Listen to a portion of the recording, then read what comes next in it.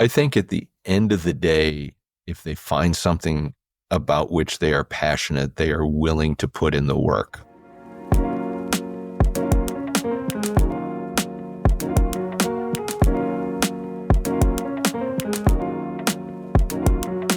Welcome back to another episode of Beyond Coaching. We have a different kind of guest today, but I think will help us make connections to a lot of the topics we've talked about on the show. So I'd like to welcome Dr. Steve Dittmore to the show. Steve, thanks for joining me.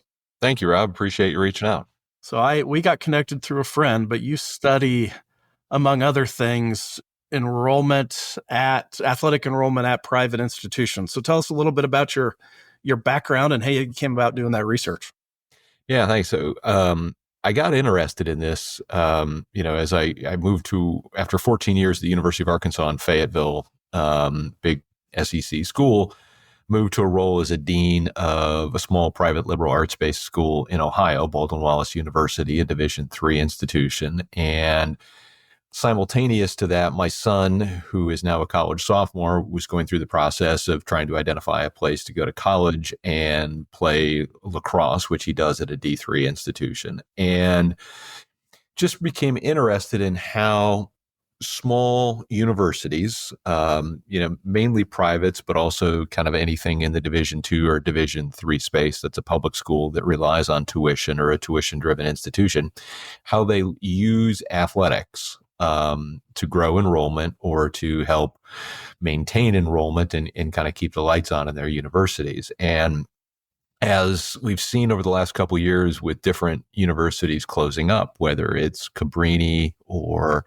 Birmingham Southern or Wells College or any of the numbers of Division III type institutions that have folded, I started looking at what percentage of their student enrollment were athletes, and started to wonder and become concerned if those percentages became too high. In other words, if universities, as a part of doing business, began adding sports and adding too many athletes to their student body, what does that do? A, from a culture standpoint on campus, but B, also what does it do in terms of their financial challenges that they might have? Because an athlete, it's true that an athlete that you recruit for a sport has costs. You have to have competitions, you have coaches, you have trainers, you have equipment, you have travel, you have facilities, and all of those things that a non-athlete student doesn't necessarily have. And so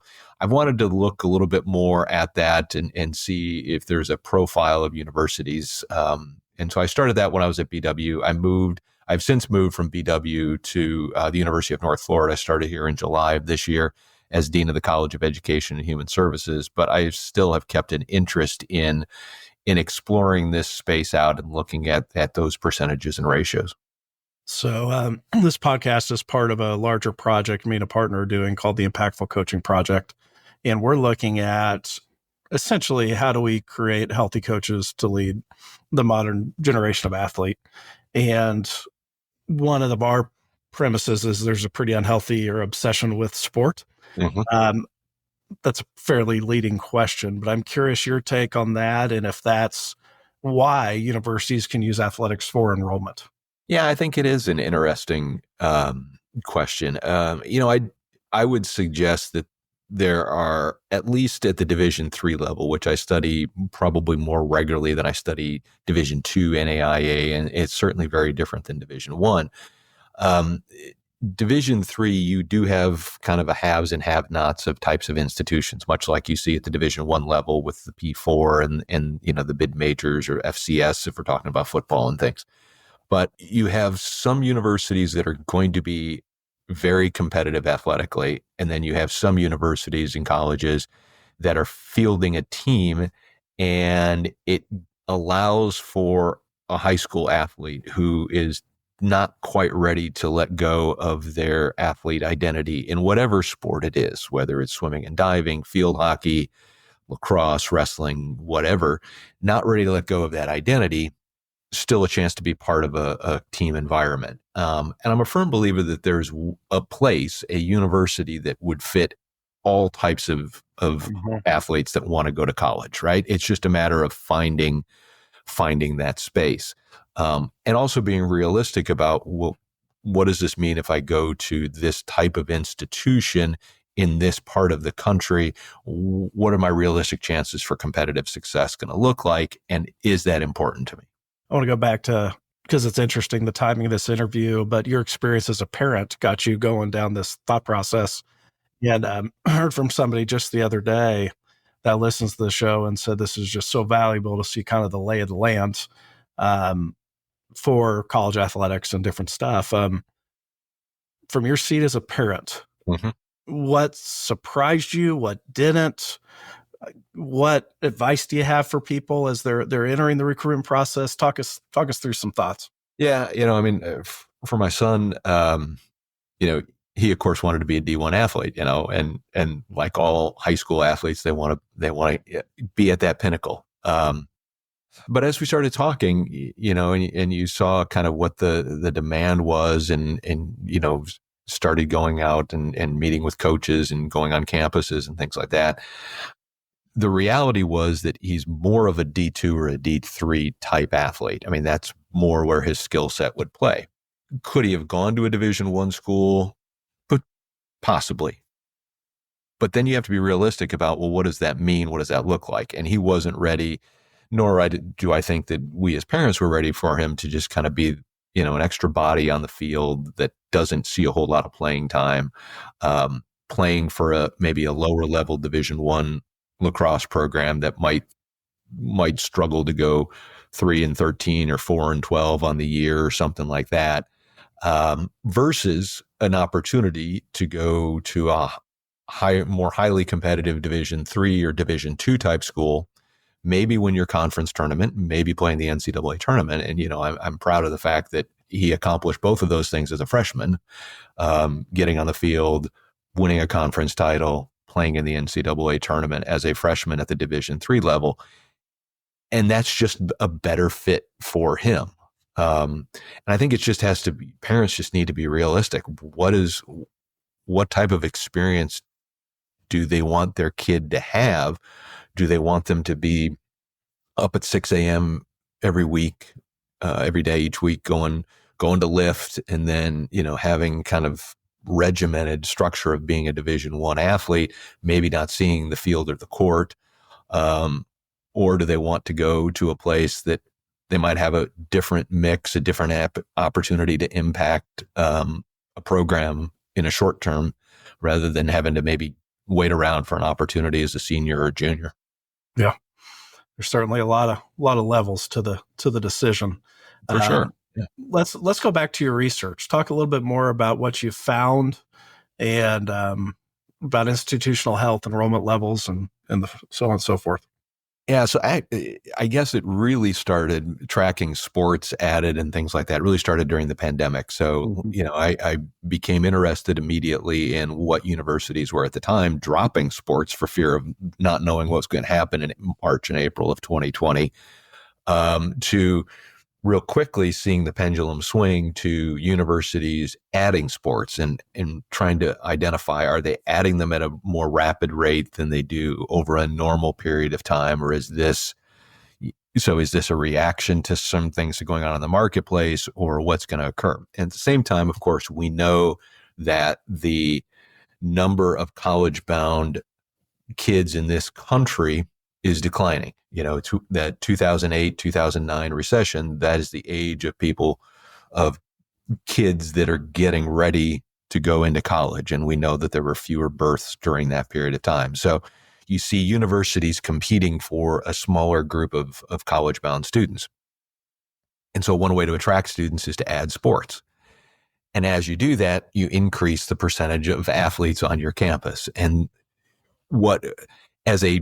for better or worse, I've kind of drawn a line in the sand that says, if a campus has 44% of its student body as athletes, they are more likely to encounter the potential financial difficulties that go with sustaining that, and potentially have to close up. So, Birmingham Southern, Wells, Clark Summit University, some of these other schools that closed over the last year, they were all exceeding that 44 percentile. For those listening that aren't familiar with the higher ed landscape, in the first 2 quarters of 2024, there was on average one closure or merger of colleges and universities. So this is a very real thing in our world. And finding key indicators is pretty important. Did you find an area of the country where it was more prevalent or anything in regards to that?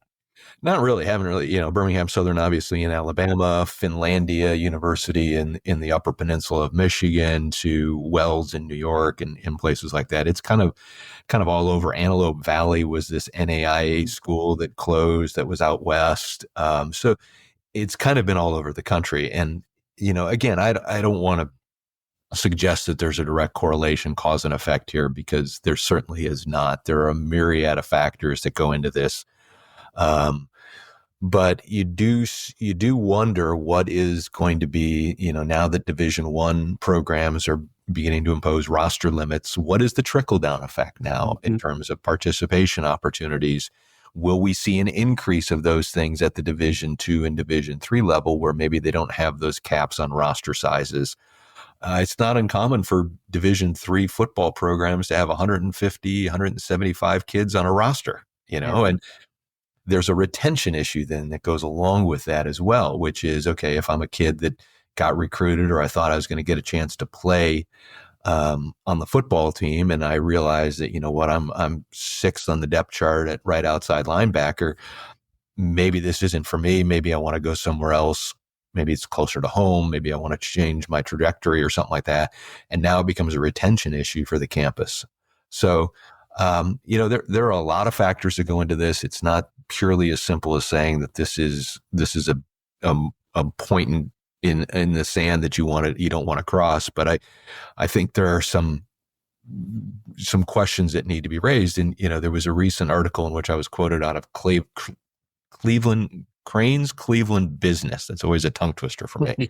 Crane's Cleveland Business, that looked at a Division II school, Notre Dame College, that recently folded in the Cleveland area, but then also looked at Lake Erie College, another Division II institution in the greater Cleveland area that was up around 80%, and quoted their president as saying, no, that's way too high. We know we need to be down closer to 50%. And that's really what they're focused on, is reducing that overall percentage. So you can do that one of two ways. Of course, you can recruit and enroll more non-athletes to raise that part of the equation, or you can shrink the denominator and cut the number of athletes and roster spots that are available. Yeah. So I'm at Fringe University, small private school, middle of Kansas. Yep. And it's interesting because I would guess every one of our private schools, except for maybe one, are over that 44% line in Kansas, and all but one are under $100 million in endowment. And we've avoided any closures so far, which is interesting. One resource, I'm curious, you ever seen the NAI return on athletics data? I don't know that I've actually seen it, but I'm very familiar with it. I actually taught at Wichita State for a couple of years and became familiar with the Kansas Collegiate Athletic Conference, and know those schools. Know actually the former commissioner of that conference, who I know now has moved up into Montana. He was a doctoral classmate of mine, Scott Crawford. Cool. He was a doctoral classmate of mine at Louisville. I consider him a good friend. Yeah, no, he's good for I'm not, but NAIA schools like that are, part of that, they probably are well over 44%. Yeah. That's just a part of the culture, and that's okay. I'm not saying that being over 44% is inherently bad, particularly if the universities embrace athletics as really truly a part of the mission of those institutions. And, a lot of those institutions have some sort of faith connection, and a lot of them believe in the athletic component of developing a whole person. And that's great. And that's, knowing who you are and what you stand for is really important. Yeah, I agree with that. My bias is, unless it's done really intentionally, in terms of the holistic piece you're talking about, I think often it causes more harm than good. But there was a interesting piece of data, because the roster size piece is something I always advise people to keep an eye on. And NAI did some research on retention on roster sizes. And like for football, notoriously large rosters, for high retention, which they defined at our schools like us as over 70%, 128 athletes was the roster size that retained on average the best. Mm-hmm. The low retention, which is under 60%, was actually the roster was smaller at 119, which feels counterintuitive to me. It does. So I'm hoping someone smarter than me like you. I'm curious your reactions. I dropped that on you. I didn't put it in any of the pre-reading. I'm sorry. Yeah, no, I appreciate that the NAI is diving deep into data. As an academic, I always enjoy data-driven outcomes and looking at that to try and answer questions. So, that is good information. And the NAIA, frankly, I think does a better job of that than the NCAA, at least providing it to the public. The NCAA may be doing things to its providing resources to its athletic directors or its presidents and things like that. But having that and being able to justify it, I'll say one thing too about one thing that I've always thought highly about those Kansas schools is they were early adopters on women's flag football, which is really beginning to take off as a sport. And I know kudos to Scott for being one of the ones to kind of lead of it. Yeah. lead that initiative. And that I think is good. I think that's a creative way to, attract a different type of student, and data probably supports that. And I know from talking to him, I know that that's what he's observed. Yep. Yeah. I think the data is pretty convincing, and Fringe University is behind on that one because we don't have enough practice space. Well, but I guess that's the other challenge with it, right? Is you do have to have facility space. You got to have locker room space. You got to have practice space. It's, anecdotally at BW there, you don't have enough locker space. And I can recall that the lacrosse players at BW would stick their gloves and their stinky helmets out in the hallway, and residents' life got complaints from people that this stuff was in the hallway, but they don't have any place to put that, right? Yep. So yeah. We run into similar issues there. Yeah. All right. I want to shift gears a little bit for kind of our last round. Thinking more as your role as an educator of college students. So we're really in the Impactful Coaching Project diving into Generation Z. So defined, born around 2000-ish. And people say this generation's changed. I'm using quotes as I say that more than most. Curious your take of how this generation is the same, how they've changed. Share with us what you think in your views. There definitely is more of an instant gratification element to today's students. I see that both as a parent, but also as an educator. You do have to, as an educator, I do feel like it's incumbent on us to kind of evolve and change. We need to figure out how to embrace the technologies that are very native to Generation Z right now. So artificial intelligence, the chat GPT type stuff, the short videos and things that are, I don't want to assign a 20-page article to read because I know that that's going to be a challenge to get a meaningful dialogue out of that. So I need to figure out ways to take chunks of those things, present it, maybe do some sort of visual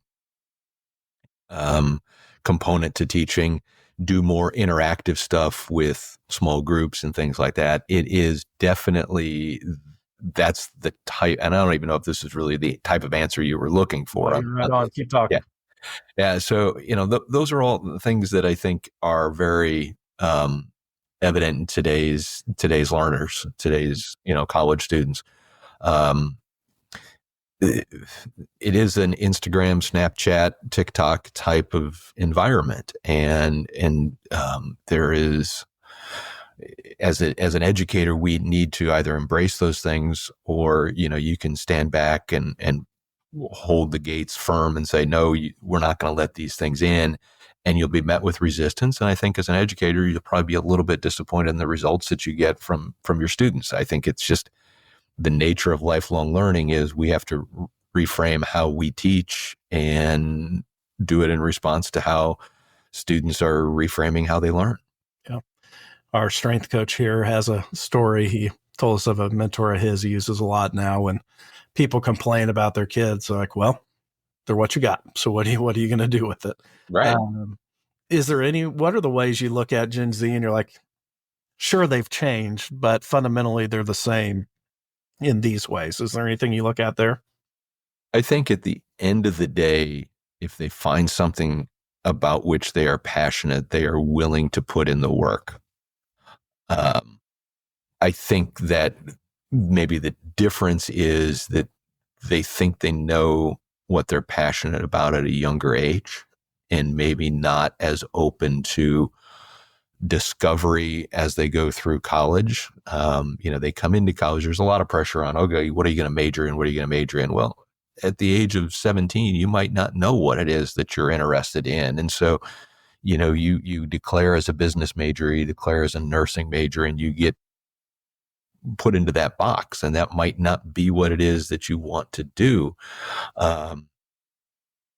But if they do find something that they're passionate about, whether it is nursing or business or whatever, I, I do think students today are willing to focus and learn a lot about that, become very, I don't want to say they have tunnel vision necessarily, but they become disinterested in the other things that are going on. So, why am I taking this math class? It's really not going to help me. I'm never going to use math. I can use my iPad to write out a equation and get an answer. Why do I need to know math? Why do I need to know how to do this when I've got Grammarly on my computer, or I can run something through ChatGPT, something like that.